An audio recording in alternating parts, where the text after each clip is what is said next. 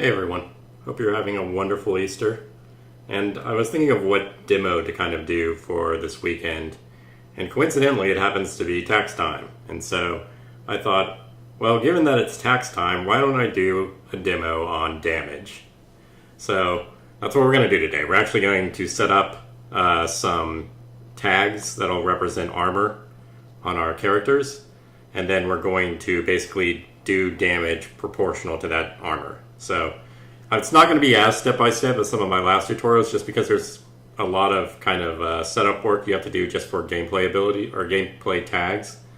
But hopefully, it'll help you if you're struggling with this. So let's go ahead, and the first thing I'm going to do is I'm going to go to my settings, my project settings, and go to gameplay tags. And you see here I've created a data table basically, and I've populated it with two tags. So I have armor.heavy and armor.light, and these are just tags, but they're going to be representative of having light armor and having heavy armor. So my dummies here now have let me show you the blueprint real quick. So I've added a armor variable, which is just a gameplay tag, and then on begin play I go ahead and I add that tag to the ability component, because that's where the tag is actually stored. And these tags by default right now aren't persisted, so you have to kind of add them in this kind of roundabout way. I've gone back and forth on whether the tag container on the able ability component should be persisted or not. There's security concerns for network games and other things. So I think I'm going to err on the side of caution and just say you have to manually populate them one by one, rather than, or create another structure and then do something like this where you add them at begin play. But anyway, I'd love any feedback on that for sure.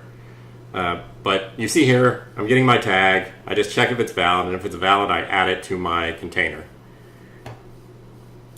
So my dummy over here doesn't have a tag, so he doesn't have any armor. My dummy over here has light armor, and then my dummy over here has heavy armor. Now I'm going to open up so now we've got set up three dummies with effectively three types of armor. So now I'm going to tell you, or show you rather, how we bring that into our damage calculations. So I'm going to open up this melee combo attack, which is what we did in the last tutorial. So you see I got my little punch, and I'm going to go to my graph, and you can see in here I've actually overridden calculate damage for actor. And this, if you don't know where this is, if you go up here to your functions, click override, and it'll be in this list. So this method is called by my damage event. So if I go back and see my apply damage right here, this will actually call into that method. So you see right here, it has a base value of 1 and some other information.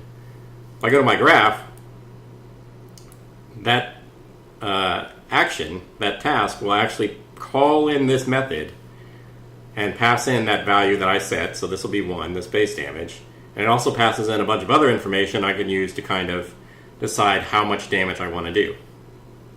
So let's just follow this along. So it passes in the ability context, which is how I can get my ability, the owner of the ability, the instigator, any other information, an event name, which you can assign on the apply damage event.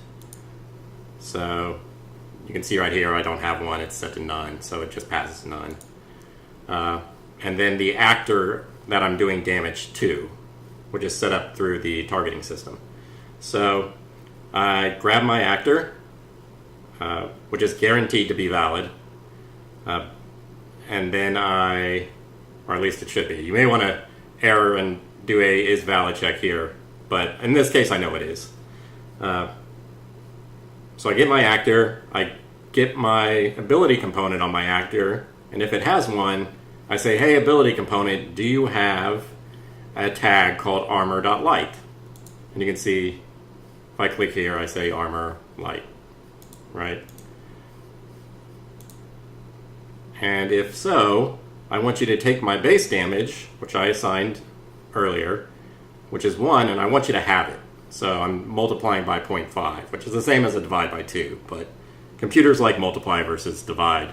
So I try and use multiplication instead of division where I can. And then I just return that value. And then I say, well, no, I didn't have my armor.light. Okay, well, did you have armor.heavy?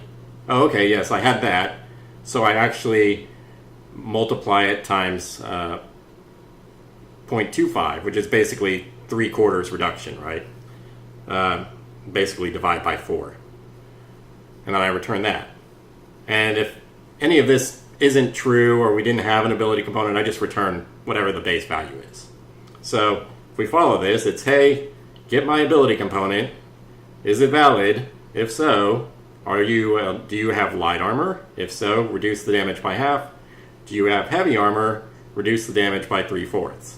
Otherwise, just return whatever the base damage was. And I'll compile that just for fun. Now if we go in, if you remember, my guy on the left has no armor, so he gets 1 hit and he's done. My guy in the middle has light armor, so 1, 2, he takes 2 hits. And then my guy on the right, 1, 2, 3, 4. 4 hits, because he has heavy armor. So, just to show you that this guy, 2 hits. So, really simple. So a lot of people have been asking, like, oh, you have these hard-coded values in your ability. How do I make that more dynamic? And this is exactly how, is going to the graph, overriding calculate damage per actor, which is actually multi-threaded. So as long as you're reading the information, like you're checking for, hey, do you have this tag versus setting anything, you can run this multi-threaded and it'll be super performant,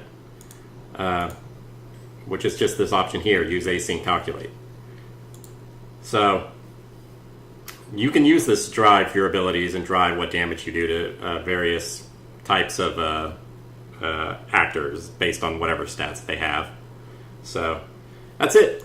Pretty simple. And this is going to be a pretty quick video. But I hope you all had a wonderful Easter. I hope you have an amazing week. And as always, let me know if you have any comments, questions, or suggestions. And thanks for watching. Bye-bye.